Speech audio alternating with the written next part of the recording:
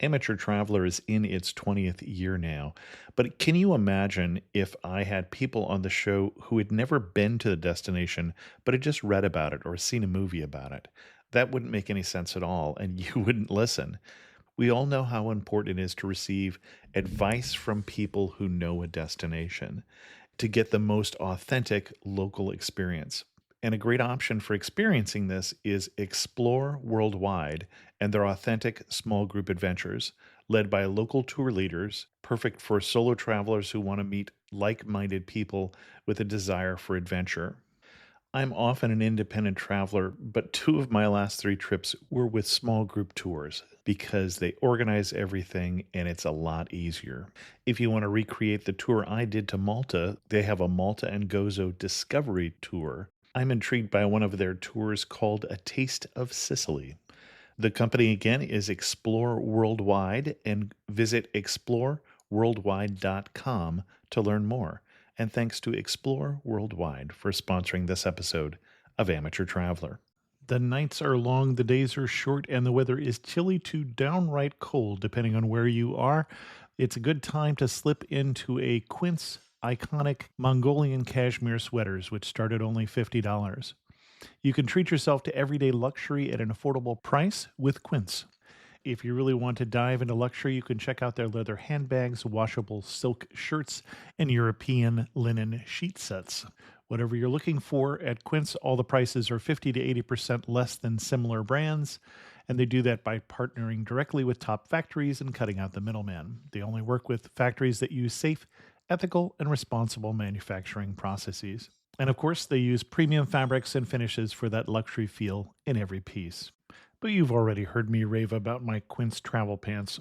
Treat yourself this winter without the luxury price tag. Go to quince.com/traveler for 365-day returns plus free shipping on your order. That's QUINCE.com/traveler to get free shipping and 365-day returns. Quince.com/traveler. And thanks to Quince for sponsoring this episode of Amateur Traveler. Got my bags packed, I'm on a roll. I'm heading out there and I'm ready to go. I'm looking real good in my passport photo. Oh, no. Amateur Traveler, episode 762. Today, the Amateur Traveler talks about gardens and grand theaters, cafes and cemeteries, graffiti and steak as we go to Buenos Aires, Argentina. Maybe not today. Welcome to the Amateur Traveler. I'm your host, Chris Christensen. Let's talk about Buenos Aires. I'd like to welcome to the show Rax Suen from nomadunveiled.com and the Chat with Nomads podcast, who's come to talk to us about the city of Buenos Aires, Argentina. Rax, welcome to the show. Hi, Chris. Thanks for having me. Now, Rax, you are not originally from Buenos Aires. What's your connection to Buenos Aires? So I'm originally from Singapore, and I was traveling in South America, basically. And of course, as I traveled down south, I came down to Argentina, and it's basically, I would say it's one of my favorite countries within South America for sure. I arrived in Buenos Aires, and then I went over basically to Patagonia, Antarctica.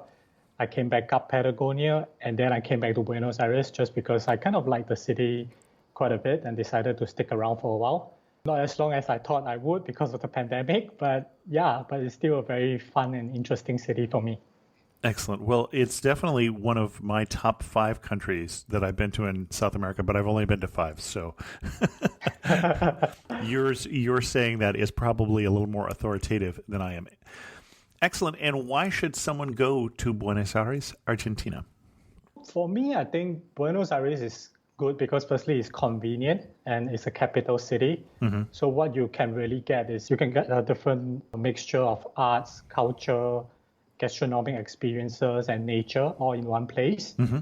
And because it's a capital city, the infrastructure is better. So I don't reckon you need to plan like a lot in order to visit Buenos Aires because you can find quite a bit of stuff here. And also you can also get a taste of different parts of Latin America, I would say. Okay.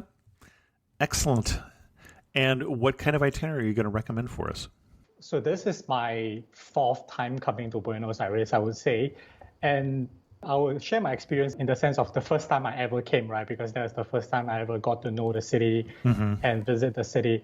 One of the ways I always recommend is to look up for free walking tours and Sure. see how these tours actually segment different neighborhoods. And that gives you a very good idea of like what are the different neighborhoods that you can visit and kind of structure your itinerary around, right? And it's also because coming in as a foreigner, there's a lot of things you can see, but you will never really know the history unless someone tells you the history. So this is why also like certain going on this free walking tours helps because you can not just check out like the sites and attractions, but you kind of know what are the stories behind each of this architecture or this particular building. So that's great. So that's it. The way I see Buenos Aires is that it's broken down into like, I would say 5 or 6 interesting districts, each having like its own attractiveness and its own genre of things to see, I would say. Okay. Yeah, and that is how I would plan my day, like trying to figure out where to go on each particular day and check out a certain district. And to start off, I would say what's important is that, let's say if you come for a week and 7 days, where you allocate the weekends are important because there are certain places whereby you should visit on the weekends because of certain events happening. Okay. Right. So I'll actually start with the first one being Sunday. There's a San Telmo Sunday Fair. So that is where there's a long stretch of like street fairs of people selling street food and all kinds of like cultural stuff and all kinds of nitty-gritties. And it's a fair that's quite long per se because it stretches from Plaza de Mayo all the way down to Plaza Dorrego or the San Telmo Market. And you will always find a lot of people there. It's not just a place for like tourists, but also locals. Like families like to go there, friends like to go there on the weekend to basically hang out and do stuff and eat. So it's not like a touristic trap or anything, but it's definitely something to check out for. And that is where I would recommend allocating your Sundays to. Okay. And just putting some of those, you mentioned where it goes from. So Plaza Mayo is the main public square near the Capitol buildings. Right. So Plaza de Mayo is where Casa Rosada is, and Casa Rosada is kind of like the White House of Argentina, of Buenos Aires. Except that it's pink. Yeah, except that it's pink. That's a very prominent gathering point for people. And there's a huge flag, there's a huge Argentinian flag right in the center of the plaza that makes it a very nice place to hang out even. Yep, and it stretches all the way down. So the fair starts on the right side of Plaza de Mayo and it goes all the way down. You are basically just walking down a whole stretch of road all the way down to the San Telmo Market. Okay. Excellent. What else are we going to do? Okay, and for Saturdays, I would say, so San Telmo in itself, coming back to San Telmo, because like the neighborhood itself is actually a very historic and bohemian neighborhood. You can also visit on usual weekdays and stuff, but it's just that with the weekends, I think you really feel the vibe of Buenos Aires, the local vibe, rather than going on the weekdays, and it might be a little more quiet per se. So weekends are good, and there are certain eateries there that are nice, and the architecture is one of the things there that I like. I'm not like an expert in architectural styles, obviously, but you can really see a difference because I've walked along San Telmo with a friend who is always interested in this kind of stuff, and he was pointing out like how old the buildings were. And the style that it is, it's also very different from what you see in Recoleta, which is another neighborhood that is worth visiting. Coming to that, I would say Recoleta is a good place to visit on Saturdays. And the architecture here is more posh. And if you say something like, we know that Buenos Aires is actually one of the more European-like cities. Right. Compared to any other city in Latin America. Apart from Buenos Aires, I would say that maybe the other closest city that I've seen to having a very European vibe is probably Cuenca in Ecuador. But Buenos Aires specifically really has a very strong European vibe. And sometimes I don't even feel like I'm totally in Latin America when I'm in Buenos Aires compared to other cities that I've been in, right? So in Recoleta, basically you see all these very posh looking buildings and historical buildings that are from the past. And it has a lot of influence, European influence on like the architectural style. And this is an area whereby you also find very interesting places like El Ateneo Grand Splendid, which is like a bookstore that is built into a theater that was in the past. So you walk in and there's this open, spacious place, and it's 3 levels. And you still see like kind of the stage, except that it's now a cafe. But you also see the second and third sitting area, which you can go up to. So it has a very impressive feel, and you don't necessarily need to go in to buy books or read, especially if you don't know Spanish. But it's definitely still a place to visit and spend some time at. Okay, that may be the prettiest bookstore I have ever seen. I probably think it is for me. That's really funny. It's like a grand theater of books. That's interesting. Yes, it is a grand theater of books. Yeah, and around the area, there's always like parks, and Recoleta is just a very vibrant neighborhood that sometimes we say that it's for the rich people. Like you see a lot of more well-dressed people walking around, walking their dogs and stuff. And I think that is very common in Recoleta. And if you go during the weekends, you'll see people having like tea at cafes and stuff. But one of the main reasons why I feel like Saturday is a good day, and for me it's a favorite place of mine, is actually the cultural center in Recoleta. Like it has a very vibrant feel, and Saturdays if you go, you might see youngsters basically dancing or practicing certain sports, or they could be doing cultural events or playing music. And when you go there, there's just a lot of energy. Like that is one of the reasons why I like it there. And there are always exhibitions on different kind of artistic stuff in the whole cultural center anyway. And most of them are usually free, so you can just walk around and you can feel the young heartbeat of Buenos Aires. That's how I would describe it. Yeah. Well, and one of the reasons you know it's a special neighborhood is people are always dying to get into Recoleta.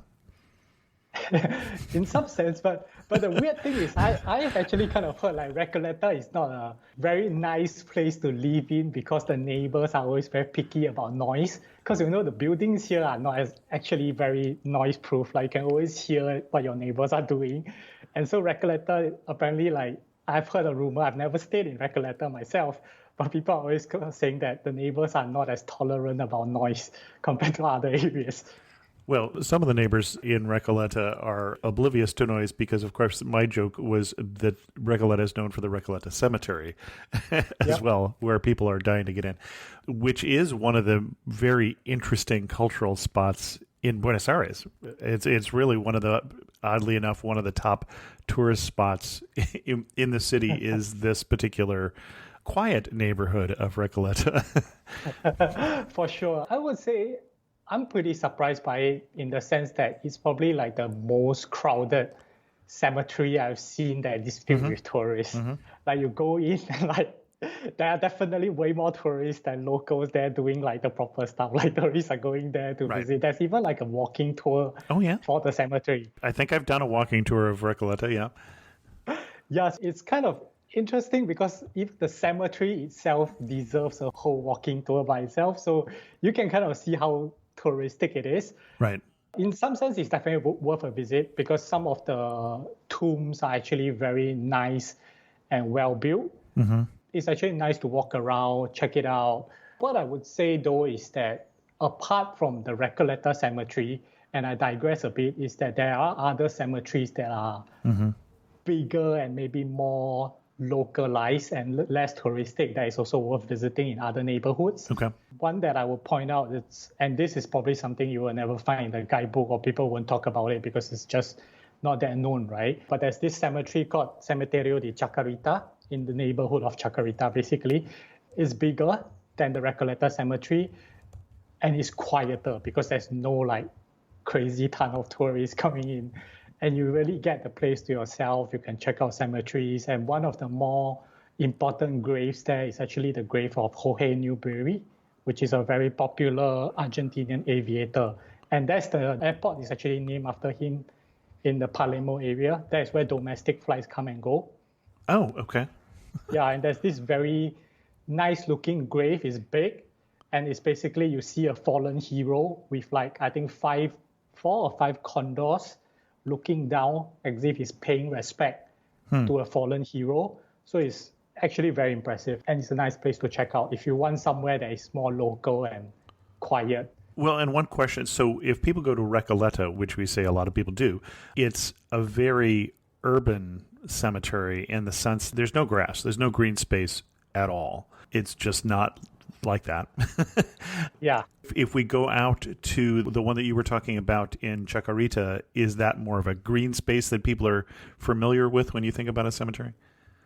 Actually, no. You basically get both, or rather, in terms of the graves and the Yeah. tombstones look the same. It's the same structure and everything. Got it. Okay. And I kind of think that is the way in Latin America, not just, it's just that Interesting. maybe in the States or in somewhere from back home in Singapore, we are more used to a green patch with like just one small tombstone. Yeah. And that is our idea of a cemetery. But having been to some cemetery in Bolivia, in La Paz, and in Cusco, Peru, I noticed that kind of all the cemeteries looks like that in Latin America. Okay.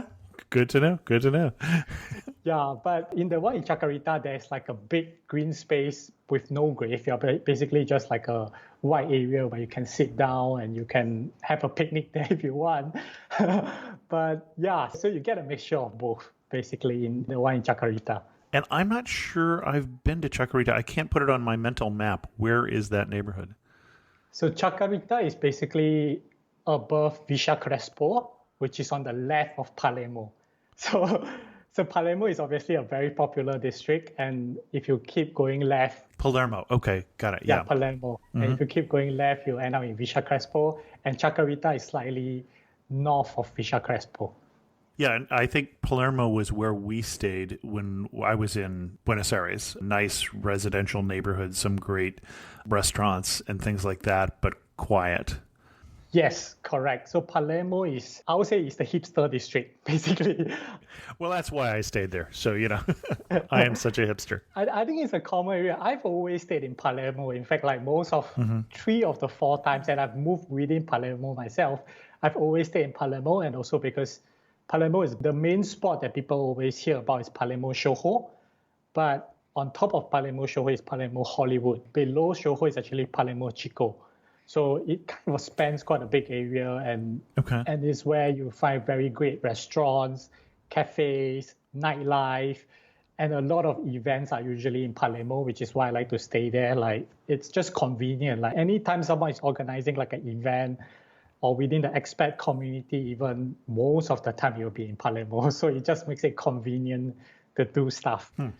Right. And it's only this time round that I stay in Villa Crespo, which is still near Palermo. I'm like a 10-20 minutes walk away from Palermo just because of a gym that's nearby that I wanted to go to. But that's the only reason. Okay. Excellent. Konnichiwa, I'm Yuki, a tour leader with Explore.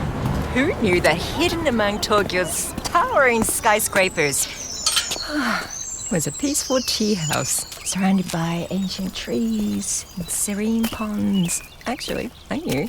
It was my mother's secret sanctuary. Not everyone knows about Tokyo's Hamarikyu Gardens. Arigatou gozaimasu. But you will if you explore. Search exploreworldwide.com and don't just travel, explore. This episode is brought to you by Shopify.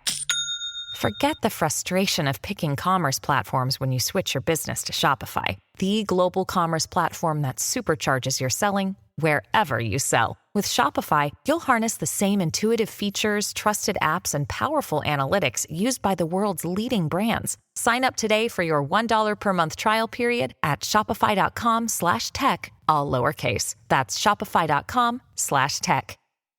Where to next? I will touch deeper on Palermo because a lot of people will look at the cafes and stuff, but one of the main attractions in Palermo are actually the gardens and the green spaces. So you have a few big nature areas that you want to visit. One is the botanical gardens. The botanical gardens are nice. It's not super impressive or anything, but it's worth a walk. The one next door, which is called Eco Parque, that is the one that I like the most, I would say, because here, this used to be like a zoo in the past, but they basically converted it to like a open space reserve. And what's amazing here is that you can see animals walking around freely. So mainly you see peacocks, you see these capybaras walking around just openly within the park. Okay. Yeah, so it's really interesting. I mean, you're not supposed to touch them or approach them, but you're basically walking around with them. Yeah, so that's interesting. It's a very, very nice place. There's a reservoir in the middle, great place for a picnic. But of course, beware of the animals coming over. But here is a good space. So coming in, you can check out the botanical gardens and you can walk up Eco Parque. and you will end up at the start of what we call Bosque de Palermo, which is like a forest of Palermo. That's what we call it, right? And this is a huge green area where a lot of people will come for workouts, for exercising, and in the evenings it's always crowded. There are also museums here and also a rose garden. So the rose garden it's actually very beautiful, but you got to come at the right time to check out the rose garden, because if you come in the winter, then obviously there are not that many roses. But if you come during spring or summer, I think it's a good time to check it out. So that is where you basically see like white roses, pink roses, and a lot of like well-kept nature and gardening basically by the locals. And if you pass by the garden, you basically reach this railway track and a whole row of restaurants and nightclubs. This is another popular nightlife area. And what's interesting about it is the train goes past on top of these places. So that means when you're eating or when you're dancing, you can suddenly hear this noise of the train going past. And it's just fun. It's just nice because it's a bit different, right? So this is another area to check out and to go for a walk, definitely. Excellent. So from Palermo, if you go down Avenida Labrador, you will basically hit Recoleta. So this whole stretch is filled with places that are like parks and museums, and also the library. The library is a place whereby you can go up to get actually a city view if you want to. So that's also a good way to check out the city in some sense. So that is an area whereby I think is worth walking rather than just trying to get from places to places. And this is one of the things I like about Buenos Aires. I think transportation is convenient, but you don't always have to use transportation, because walking through the neighborhoods actually gives you a lot of things to see and check out. Okay. I remember we did a lot of walking and did a lot of riding of the subway as well to get to some of the farther away neighborhoods. Yes. So speaking of which, then we do definitely have to talk about Centro, which is the Micro Centro of Buenos Aires. I don't particularly think that it's a good place to stay per se, because I mean, in many cities, people like to stay in the so-called city center, right? Because it's convenient and stuff. But in this case, I don't actually think that Micro Centro is a good place to stay, because it's usually bustling in the daytime, because it's where a lot of the office are. So in the weekdays, it's basically filled with people. On the weekends, though, it gets very quiet, because obviously no one is working and there's nothing much happening. Also because the center of Micro Centro, it spans a huge area, but the central point is basically the obelisk, which is this Egyptian looking like structure that stands in the middle of the city and the widest street in Buenos Aires, called the Avenida 9 de Julio. Yeah. So that's the widest street with the obelisk there, right? That place is actually like a hotspot, the main spot for protests. So anytime there's a protest across the city, definitely there will be something there. And of course, when there's a protest, you can expect like there might be traffic jams or something like that. So that is why I don't feel that Micro Centro is like the best place to stay. But in this area, you basically still have a lot of important buildings, like starting from Casa Rosada, which we talk about, is definitely something to look at. And you have Palacio Barolo, which is a very nice building that has been done by a European architect, I believe. But what's the main spot of that thing is that there's also another viewpoint at the top of the building where you can get a very nice view of the city. And that is, I think, one of the most popular spots for people to so-called get a city view. That requires payment, so you need to pay to go up, but it's a worthwhile place to check out. And some other hotspots that you have there are Cafe Tortini. It was rumored to be the first ever cafe in Buenos Aires, basically. And a lot of popular personnel have been there and stuff. And here at night, you are also able to get like a tango show.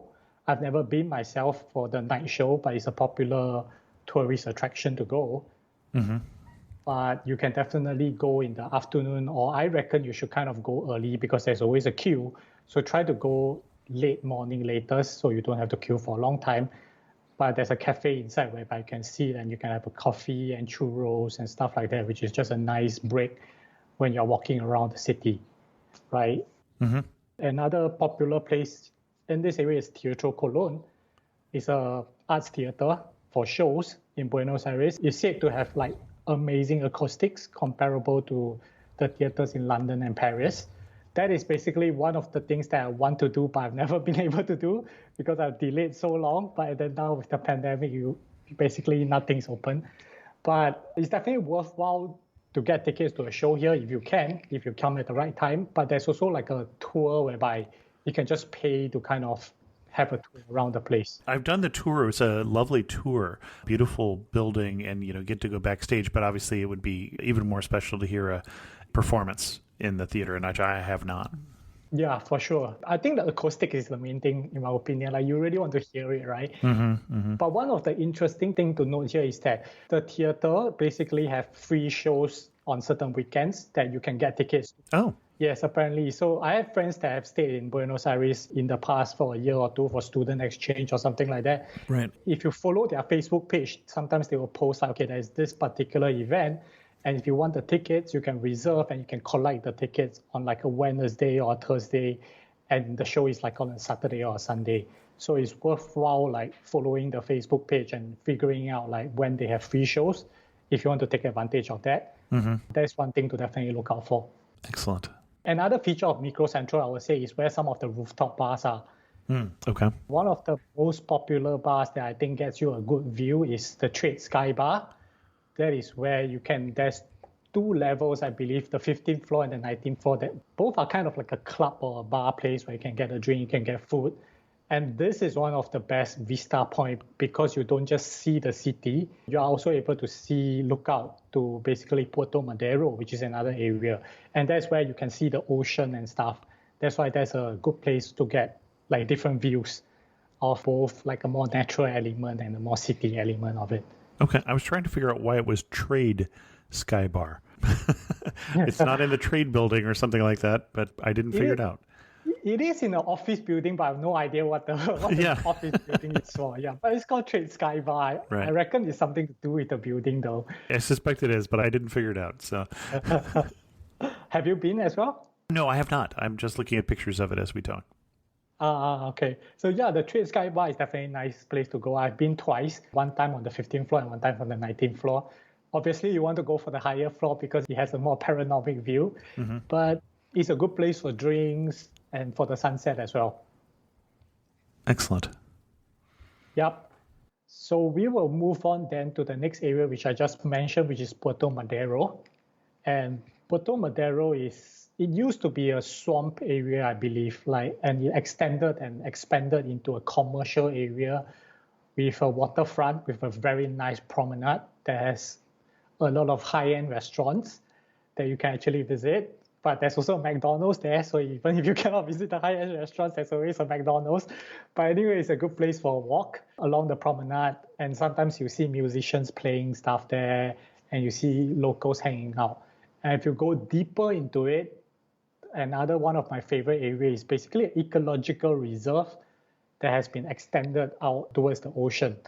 And this is a very nice place for daytime or even for the weekend. Basically, you can go in and it's an escape from the city.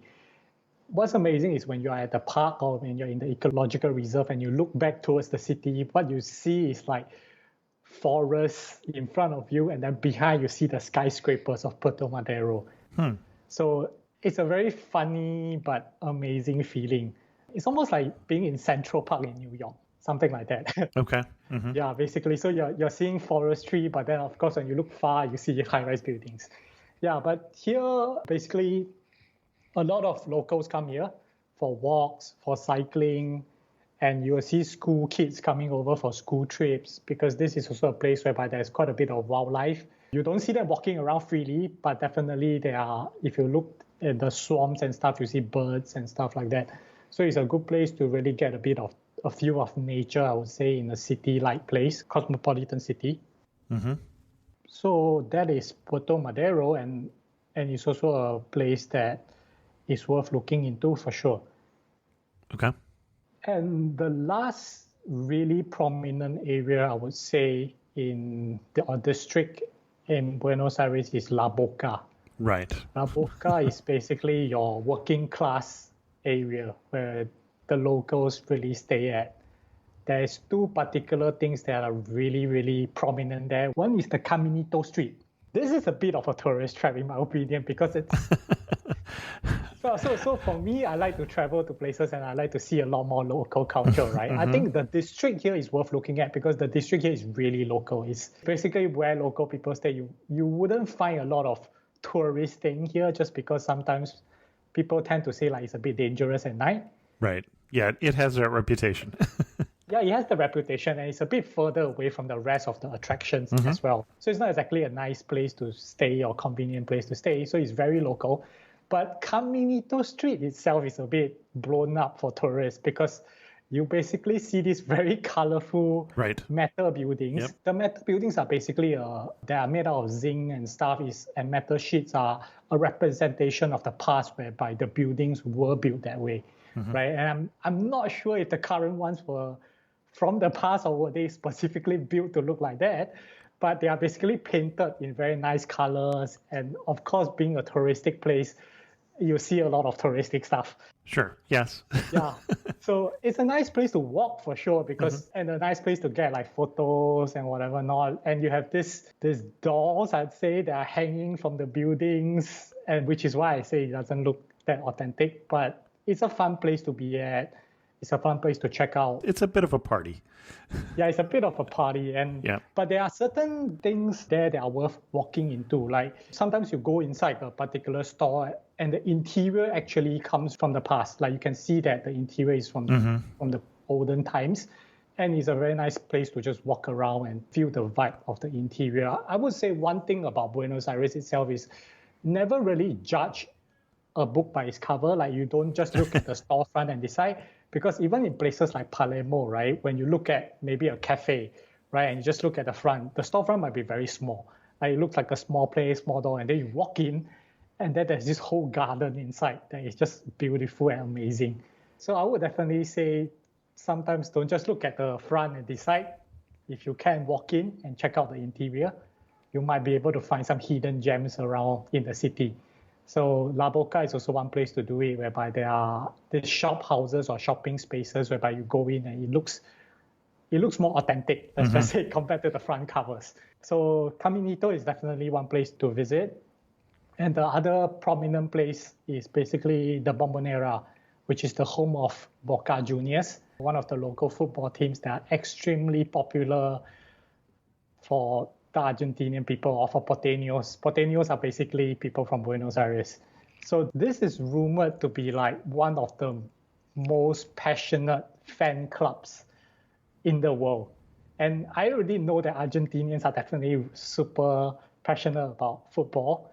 I've been to the World Cup in Russia myself, and one of my roommates happened to be an Argentinian as well.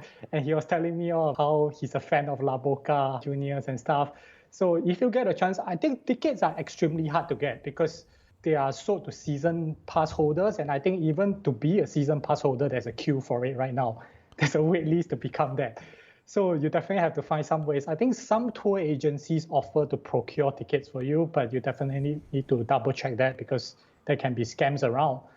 But if you are into soccer or if you are into like football atmosphere, that is definitely one of the places or one of the games that you want to try to go to. On the other hand, if you're not a fan of soccer and you hate crowds, game days are definitely days to avoid La Boca because it's going to be super noisy and there's a whole load of traffic jam before and after the game around the area.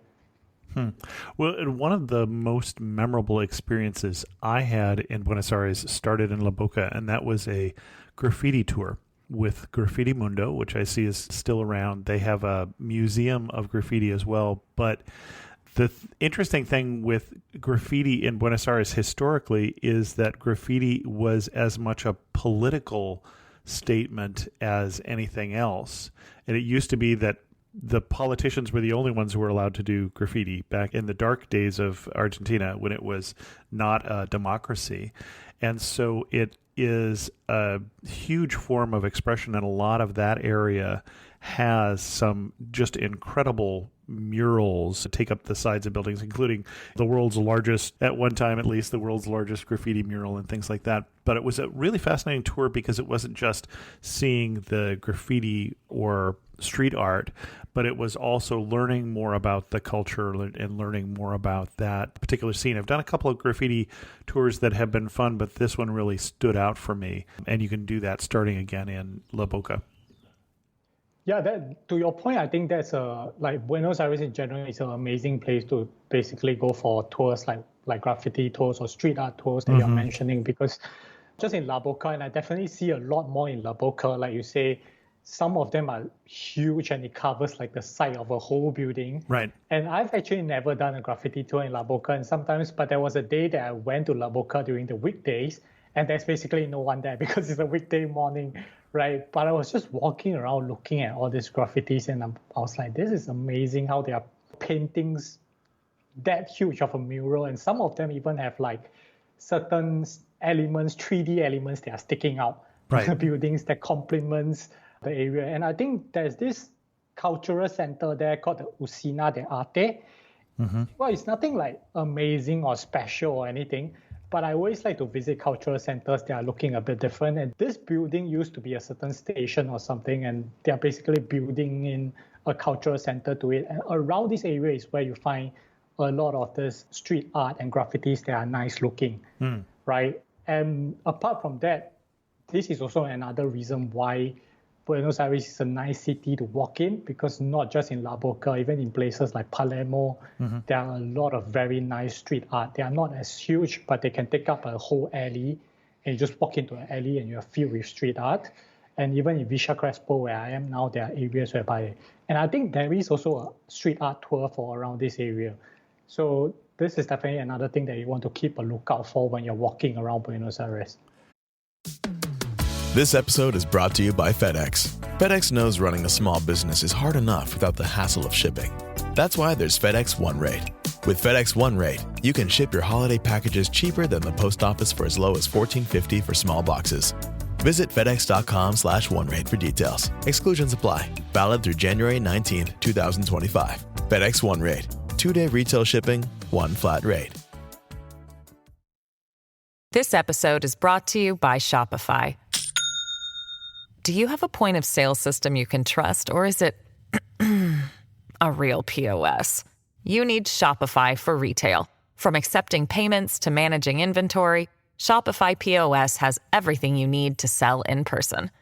Go to shopify.com/system, all lowercase, to take your retail business to the next level today. That's shopify.com/system. One of the cultural things that I remember learning, and I wrote a blog post about this that I'll link to in this show notes for this episode, is some of the street art is activism. So it's particularly promoting a political point of view. And one of them was pointing out in the soccer, so there's avid soccer fans, there's also been hooliganism and some thugs in the soccer fan community. And so one of the particular murals were people wearing different team jerseys or whatever, but with heads as animals, sort of talking about the gangs that were infesting the local soccer culture, which is interesting. Yeah, I can definitely see that kind of vibe here, even in Buenos Aires itself, because there is a local rivalry between Boca Juniors and River Plate, which is two very prominent soccer teams. Right. And both have their home grounds in Buenos Aires, basically, right? So I can definitely see that happening. Speaking of which, the home of River Plate is basically in the district of Belgrano and Núñez, which is also easily accessible if you are staying in Palermo, if you're wandering around the touristic neighborhoods of Buenos Aires. And I think some of these places are not usually prominent. Like the prominent districts I've talked about are the common areas that tourists go to, but there are also other areas, like, for example, when I say Villa Crespo, Belgrano, Núñez, all these are areas surrounding still like the main spots, but they are very nice areas to walk to check out like more local life. Like Palermo is the district whereby a lot of tourists would stay, and San Telmo as well. These are popular districts for short-term tourists to stay, but for expats or people that are staying longer terms, I think neighborhoods like Belgrano, Villa Crespo, or Las Canitas, which also has a nice street of cafes and restaurants of a hippie culture, is also a very nice place to visit. So Belgrano is basically the place where you also have Chinatown, and that is where you get a lot of your Asian food and your Asian cuisines. And I would say if you're looking for Asian food, Belgrano is a better place than in Palermo. I mean, in Palermo, because it's such an international and hippie place, you get a lot of international cuisine, you get Asian food as well. But those in Belgrano are, in my opinion, more authentic. So that is where you find your spices and your Chinese, Japanese food. And Belgrano it has a train station which brings you access to Tigre. Okay. And Tigre is one spot that we definitely want to talk about. So it's a bit off the Buenos Aires city. It's a 1 hour by train or 30 minutes by Uber or car drive. And it's called Venice of Latin America in the sense that they are basically islands. And there's this river delta which you can take a boat and it goes around to tour the different islands and stuff. And it's a very good place for water sports activity. Like locals like to go there on the weekend for kayaking, for boat rides, or even for a weekend getaway. So it's common for a lot of people to stay over on a weekend, maybe book an Airbnb or something at one of these houses that are off in one part of the island, and then you just relax there or have an asado or barbecue. But it's also very suitable for just a day trip just because of the proximity, right? It's just an hour by train ride, and the train is comfortable and convenient, I would say. If not, an Uber by car is just 30 minutes and it's not very expensive as well. So that is also something to dedicate a whole day to, I would say. Well, the other day trip that we did that I quite enjoyed was going over to Colonia de Sacramento across the river, Plata, in Uruguay. I think that's a very common trip as well. Yeah, I've actually been there. And like you say, because it's very convenient. And I think that's one of the attractions of Buenos Aires, right? Like, it's kind of easy to even get to another country. Sure. I think by the ferry, it's like an hour to Colonial. And if Right. you are even like more adventurous, you could do like a 2+ hours ferry straight to Montevideo as well, which is the capital of Uruguay. Sure. Right. Right. But one thing I find about Colonial myself is that I think, so it's very common for tourists to take the morning ferry, Right. and then they will leave by like kind of the late afternoon to go back. So it's a small town that you can visit in the day, and definitely I would say half a day or 1 day is definitely enough for Colonial. But Yeah, it's not very big. yeah, it's not very big. So when I went to Uruguay, I basically went over via Colonial, but I stayed because I was going to travel Uruguay, right? And I find the charm of Colonial really comes at night. When the tourists go home? Yeah, when the tourists go home, Sure. and the place is quiet and you have it all to yourself, there's a very amazing vibe in walking around that small place just like at night, where the streets are dimly lit, these cobblestone streets, they are uneven, and you see the architecture. It's like you are going back into the past. Excellent. One thing I noticed is I found the review on Amateur Traveler of where I stayed when I was in Buenos Aires, which was in the Hotel Vitrum again, up in the Palermo neighborhood, as I mentioned, but I didn't remember that I had reviewed the hotel. So apparently I did, and I'll put a link to that in the show notes. Lovely place to stay, but again, a lovely neighborhood, as we mentioned. Any other side trips, as long as we're talking about side trips, that we want to mention it when you're in Buenos Aires, you also ought to think about going to... There's this place called Bioparque Termaiken. It's almost like a zoo in Belém that is near Buenos Aires that I've never been, but back then a group of my friends went and they loved it. It's basically almost like a nature reserve or a zoo where you can see birds and you can see animals. Okay. And I think you can get a bus there easily from Plaza Italia, which is kind of also a main plaza in Palermo per se. And I think there's a direct bus there. So that is one trip that you can think about if you're really into nature stuff and, seeing animals and stuff like that. I think that's worth considering as well.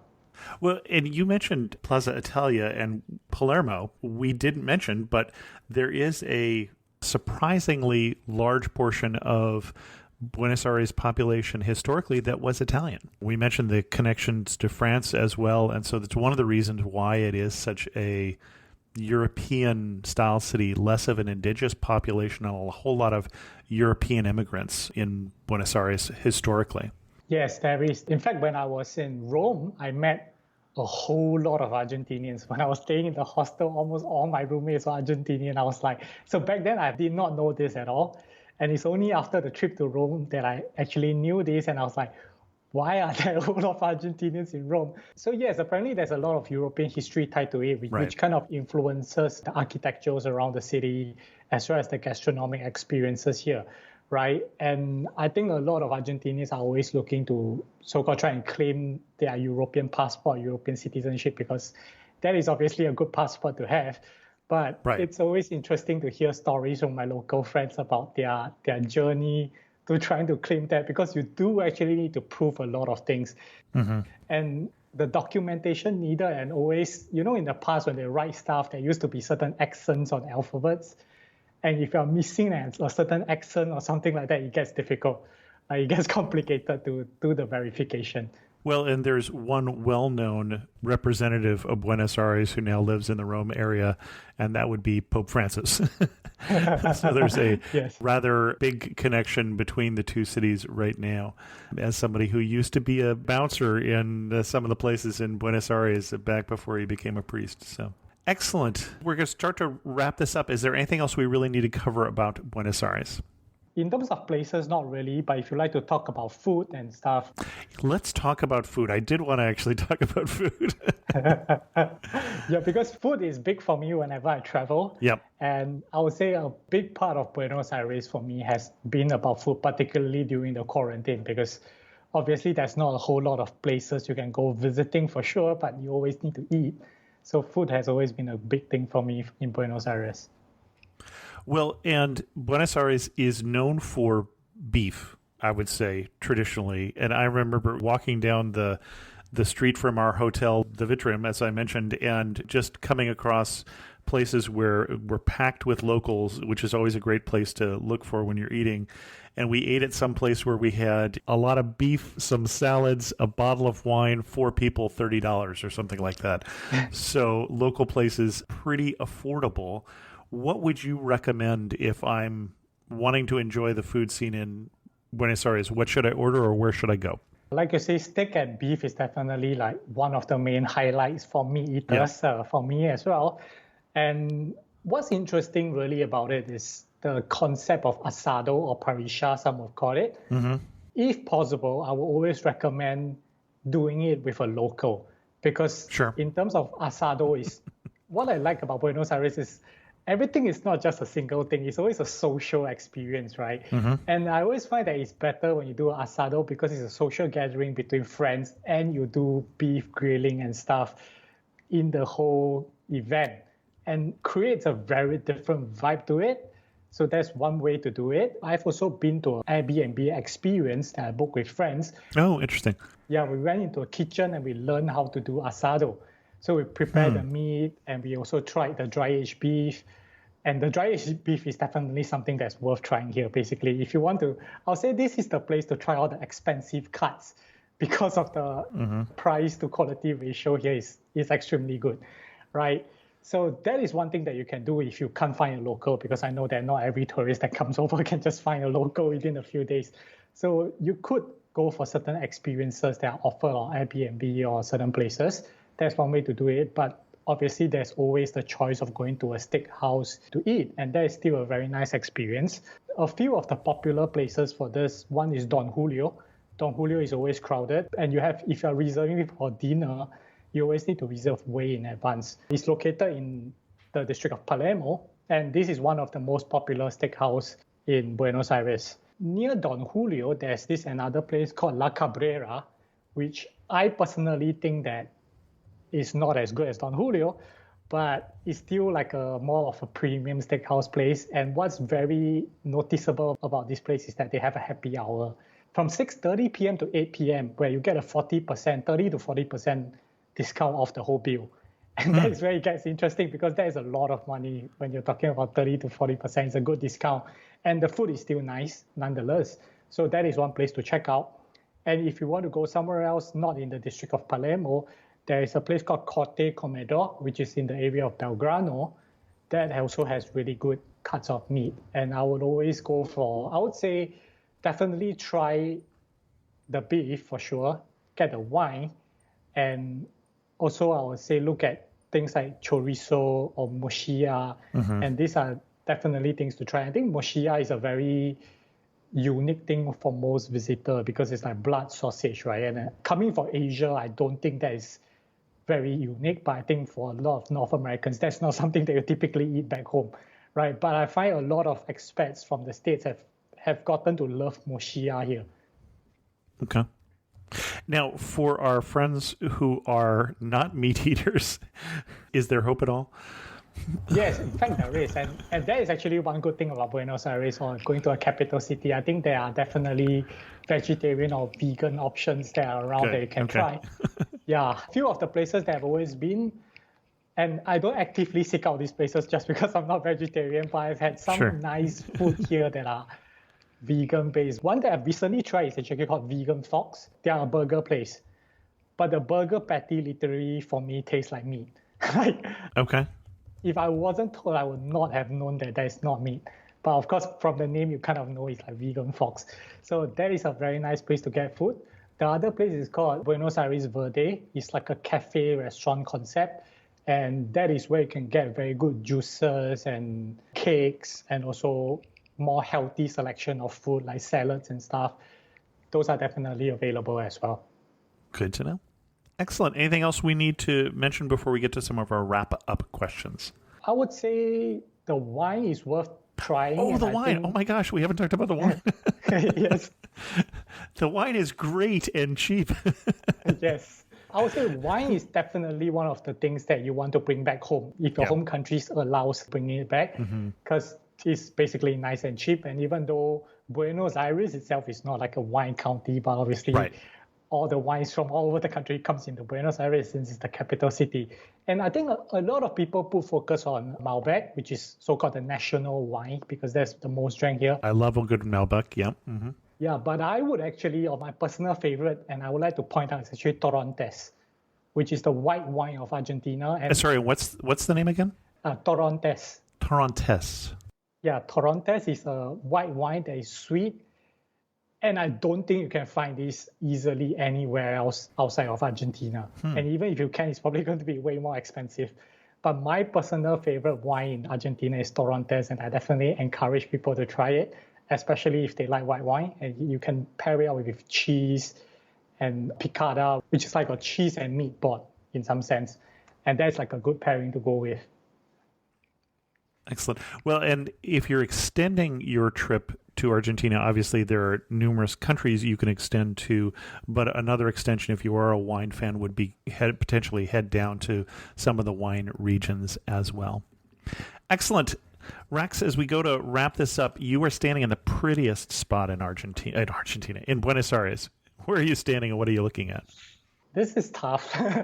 Well, my favorite place will basically be Parque Rosedale, the Rose Park that I was speaking about. And what I'm looking at is basically nature as well as the vibrant energy of people exercising. And I think that is the most surprising or captivating thing about Buenos Aires for me. It's so energetic. There's a lot of greenery and people are always like running or exercising outside in the evening.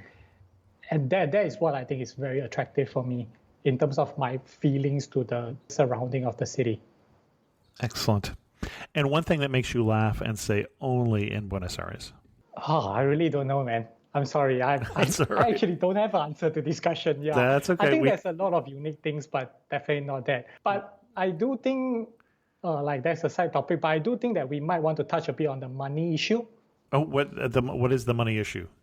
So this is important for tourists to know. I think it's very important. So in Argentina, so not just Buenos Aires itself, in Argentina, there's a blue rate and an official rate in terms of currency exchange. Right. And it's very important to know that most of the time, if you spend with your credit card, it's going to be the official rate.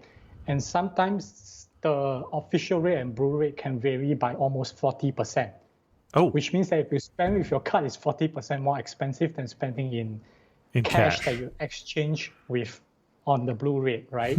So there's a few things to take note of. One is that you definitely want to try to use cash as much as possible. One of the reasons being that some stores, especially when you go to fashion or clothing stores, they have discount like 10-20% for using cash versus using cards. Secondly, the card system here isn't exactly that great. Like sometimes I use my card here and they just can't process it for some reason, right? Or it takes a long time. You'll spend 5 minutes standing at the cashier waiting for the card machine to process. So, and that's a bit awkward at a grocery store, for example, because there's a queue waiting for you and you're holding up like 5-10 minutes of the time. That's another thing to think about. And so what I would say is, for me or for a lot of expats here, we use Western Union as a way to retrieve cash at almost similar to the blue rate. And that is one of the better options. Rather than just getting money out of the ATM. You should definitely not get money out of the ATM. That's the other thing, because you can do currency exchange from like money changers. I don't know what's the rate back home in the States or something like that, but never ever, or try not to, this is the last resort to take money out from the ATM, because there's a very, very low limit of withdrawal, and there's a withdrawal charge with a bad rate. So you're basically losing the most exchange rate, conversion fees, withdrawal fees from taking out from an ATM. So that should be your absolute last resort. Wow, which is almost the exact opposite of what we ever tell people. Yes, because I tend to travel long term. So ATM's my usual go-to, because I obviously don't carry a whole lot of cash. So I go to a place and usually withdraw. But Argentina is definitely not the place to use ATM withdrawal. Good to know. Yep. This is news to me, and this is why we have other people on who know countries better than me. This was also news to me when I first came. Like my first 2 weeks here, I spent with card, like almost every time, and I realized it was a bad idea. Interesting. Rax, if we asked you to summarize Buenos Aires in 3 words, what 3 words are you going to use? Vibrant. Okay. Energetic. Yep. Tasty. Excellent. I can agree with all 3 of those. I should also tell people, if you're planning on going to Buenos Aires, when you get in a cab, can you look to see if you find my SLR, which I left in a cab in Buenos Aires? So, and if you find it, just let me know. So, Rax, if we send people to nomadunveiled.com, to your best resource on Buenos Aires, where are we going to send them? I actually have a guide written on Buenos Aires itself, especially for digital nomads, since that's what I'm focused on. But you can definitely get places on what are the top 10 food to try, local food and drinks to try, the places of attraction, the segmentation of districts that I've talked about, as well as coverage to other parts of Argentina if you're using Buenos Aires as a transit base to visit other different parts of Argentina.